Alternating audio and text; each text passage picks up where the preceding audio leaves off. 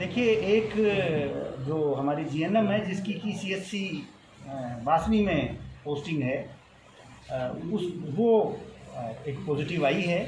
और वो चूँकि नागौर में रहती है तो निश्चित रूप से यद्यपि वो अकेली रहती है, उसका परिवार खुद अकेली लड़की है, लेकिन फिर भी जिस किराएदारों के साथ, जिस मतलब मकान मालिकों के साथ वो रहती है, उनके प्लस और कोई उसके जो भी कॉन्टैक्ट हिस्ट्री में आएंगे उन सब की हम लोग सैम्पलिंग कराएंगे। और उस एरिया में निश्चित रूप से अभी हम उसकी हमारी जो सर्वे कर रहे हैं, थोड़ी देर में रिपोर्ट आ जाएगी कि कितना एरिया हम उचित समझते हैं। तो हमें हो सकता है नागौर के भी कुछ एरिया में कर्फ्यू लगाना पड़े, सीमित एरिया के अंदर। एक सर, जो पुलिस की महिला कांस्टेबल पॉजिटिव आई थी, हाँ जी, तो पुलिस की तरफ से कितने सैंपल लिए गए और कितनों को क्वारंटाइन पुलिस कर्मियों को किया गया? देखिए, अब तक जो पुलिस से रिलेटेड लोगों के मेरे पास एग्जैक्ट पुलिस से अलग से छांटा हुआ आंकड़ा नहीं है, लेकिन मेरा ये ध्यान जहाँ तक मुझे आ रहा है, लगभग 70 से 80 लोगों के हम लोग सैम्पलिंग जो पुलिस से रिलेटेड उनको कर चुके हैं और कई लोगों को क्वारंटाइन करने की कार्रवाई भी की जा चुकी है। मेरा जो आपके माध्यम से, क्योंकि हम हर इंडिविजुअल से मिल नहीं पाते हैं, हमारे जो राजकीय कर्मी कहीं ना कहीं इस प्रकार के क्षेत्रों में जो ड्यूटी दे रहे हैं, उनसे मेरा आपके माध्यम से बहुत एक विनम्र अनुरोध है कि कृपया आप अपनी जितनी ड्यूटी में जितना अपना कार्य क्षेत्र होता है उस कार्य क्षेत्र तक सीमित रहें, निकट संपर्क ना बढ़ाएं पब्लिक में किसी से। इस प्रकार की जो पॉजिटिव आने की जो संभावना रहती है, उसका सबसे बड़ा कारण ये होता है कि कहीं ना कहीं हम लोग जो संपर्क हमारा है, जो हमारी ड्यूटी है, उससे थोड़ा सा हटते हुए निकट का जब बढ़ा लेते हैं तो ये संभावना किसी न किसी की टच में आने से पॉजिटिव की बढ़ जाती है। इसका सबसे बड़ा जो प्राथमिक दृष्टि से, जैसे जो हमारी एक महिला पुलिसकर्मी आई है, उसमें कहीं ना कहीं जो प्राथमिक रूप से हमारे से जानकारी से प्राप्त हो रहा है, उसका भी कहीं ना कहीं कारण ऐसा ही नज़र आ रहा है। तो मेरा आपके माध्यम से अनुरोध है, जो भी पुलिसकर्मी जहाँ कहीं भी ड्यूटी दे रहा है किसी भी क्षेत्र के अंदर, तो कृपया आप कोई आतिथ्य स्वीकार ना करें।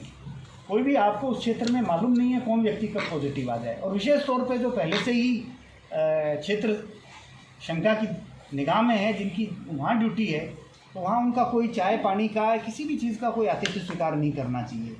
बल्कि मेरा तो मानना है कि आपको कहीं भी नहीं करना चाहिए। आप जो आपके निर्धारित स्थान हैं, जो निर्धारित सिस्टम है, उन्हीं से पानी लें, उन्हीं से चाय वगैरह की व्यवस्था करें। सामान्य जन से कोशिश करें, अवॉइड करें, दोनों के लिए ये उचित रहेगा। संभव है कि हम लोग काम करते हुए हम में से कोई पॉजिटिव आ जाए और वो अन्य को दे दे, या कोई सामान्य व्यक्ति में से कोई सरकारी अधिकारी कर्मचारी जो ड्यूटी पे है उसको दे दे। सर, एक बात ये सामने आ रही कि जो लोग इन लोगों के संपर्क में आए पॉजिटिव थे, उन लोगों के जो सैंपल लिए गए उनको वापस हाथों हाथ छोड़ दिए गए, उनको क्वारंटाइन नहीं किया गया। देखिए, ये तो बिल्कुल गलत है। एक भी सिंगल ऐसा केस नहीं। हम पे तो सबसे बड़ी समस्या ये है, बासनी के लोग अधिक सैंपल्स देने के लिए हमारे पास आने में आनाकानी इसलिए कर रहे हैं कि हम समस्त लोगों को, जिसको भी सैंपल ले रहे हैं, उसको क्वारंटाइन कर रहे हैं, और क्वारंटाइन भी इंस्टीट्यूशनल क्वारंटाइन कर रहे हैं। और जब तक उसका नेगेटिव भी आ गया तो भी उसको क्वारंटाइन कर रहे हैं, जब तक कि उसका सेकंड सैंपल जो है नेगेटिव नहीं आ जाता। तो ये तो बिल्कुल भ्रामक स्थिति है। जो पॉजिटिव आने का वाले को छोड़ने का तो प्रश्न ही नहीं उठता, नेगेटिव आने वाले को भी नहीं छोड़ते हैं जब तक कि उसका सेकंड सैंपल नेगेटिव नहीं आ जाता। नहीं सर, ये चीज़ कल भी सामने आई थी और ये गलत है। आपके जेलन हॉस्पिटल में जगह नहीं है, ये भी कहा जा रहा है। नहीं, ऐसा देखिए, मेरी बात सुनिए। आप लोग एक क्वारंटाइन की व्यवस्था को समझने की कोशिश करिए। क्वारंटाइन की व्यवस्था जेलन हॉस्पिटल में तो केवल उन लोगों के लिए रहती है जो जेलन में जिनके सैंपल लेकर के हम लोग रख सकते हैं, ठीक है ना। लेकिन वो हमारे लिए ज़रूरी नहीं है कि हम सैंपल लेने के बाद सबको जेलन में ही रखें। हमारी दूसरी भी क्वारंटाइन की, बल्कि राज्य सरकार के निर्देश तो अधिक यही हैं, क्योंकि जेलन की या कोई भी हॉस्पिटल हो, उसकी तो एक अपनी क्षमता है। अगर मान लीजिए आज 500 आदमियों की सैंपलिंग की रिपोर्ट में हमें, तो सभी को हॉस्पिटल में थोड़ी, लेकिन उसको दूसरे इंस्टीट्यूशनल क्वारंटाइन में रख रहे हैं। जो आप शंका बात कर रहे हो, वो सारे के सारे इंस्टीट्यूशनल क्वारंटाइन में ही हैं, और उनकी किसी न किसी इंस्टीट्यूशन, कुछ भास्कर में है, कुछ की व्यवस्था हमने बासनी के जो मदरसा है या जो उनके कॉलेजेस हैं उनके अंदर इंस्टीट्यूशनल क्वारंटाइन की व्यवस्था कर रखी है।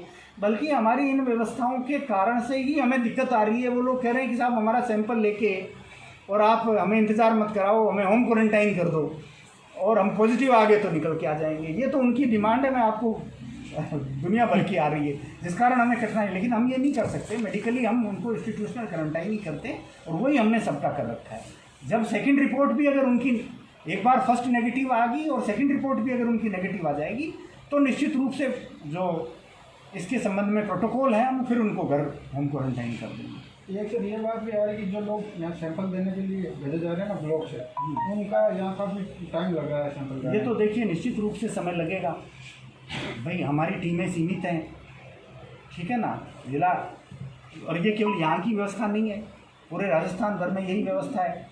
एक सैंपल को देने में कुछ टाइम लगता है, फिर वो जब सैंपल उसका हो जाता है उसको भी तो दूसरा लिया जाता है। तो निश्चित रूप से अगर हम सैंपल्स ज़्यादा लेंगे तो उनमें कुछ समय तो एक सैंपल में लगेगा, तो 4 से 5 घंटे अगर हम 10 से 11-12 बजे तक शुरू करते हैं तो 4-5 बजना स्वाभाविक है। तो जो व्यक्ति लास्ट में आया है तो उसको थोड़ा टाइम लगेगा, उसको बेचारे को कठिनाई भी अनुभव करनी पड़ेगी, क्योंकि वो भोजन भी तभी कर सकता है जब सैंपल दे दे अपना। तो ये कठिनाइयाँ तो देखिए हमें बीमारी के समय में बहुत सी बार झेलनी पड़ती हैं।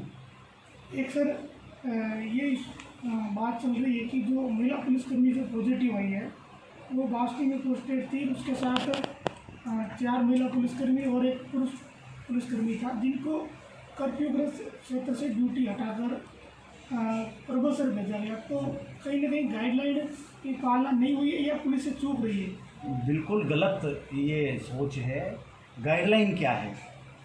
ऐसी कोई गाइडलाइन नहीं है किसी भी तरह की कि आप पुलिसकर्मियों की, देखिए आप समझने की कोशिश कीजिए, जिन पुलिसकर्मियों की या जिन मेडिकल स्टाफ की ड्यूटी आप एक्टिव सैंपल लेने की व्यवस्था में लगाते हैं, यानी आप सैंपल लेने के स्थान के ऊपर या सैंपलिंग के लिए प्रैक्टिकली साथ लाने वाले लोगों में जिन लोगों की ड्यूटी लगाते हैं, उनके बारे में तो आपको इन चीज़ों का ध्यान रखें। जिनकी आप नाकों के ऊपर ड्यूटी लगा रहे हैं वो तो नेचुरली बदलते रहेंगे आवश्यकता के अनुसार, एक जगह से दूसरी जगह भी देगा, दूसरी से तीसरी भी देगा। अनलिमिटेड फोर्स तो है नहीं, ये तो आप मानोगे, कोई अनलिमिटेड फोर्स थोड़ी उपलब्ध है कि भाई आप जैसी आवश्यकता होती है उसके अनुरूप आपको चेंज करना पड़ेगा। वातावरण में ही अगर कोरोना है किसी गांव के या किसी क्षेत्र के, तो फिर हम सभी, हम तो 5 बार मैं भी जाया, आप लोग खुद जो प्रेस से रिलेटेड लोग हो आप भी बहुत जा रहे हो उन एरिया के अंदर, फिर तो संभव ही नहीं है किसी का भी ड्यूटी देना या कोई कार्य कर पाना।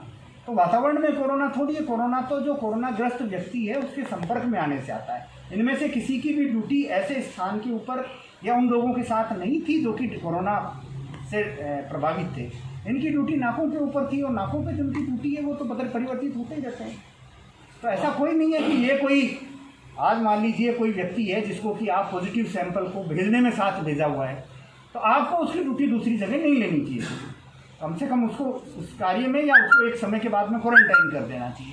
ये उनके लिए प्रोटोकॉल है। तो सामान्य ड्यूटी दे रहे हैं। आज एक मैं इसमें आपके माध्यम से एक और भी क्लियर करना चाहूँगा।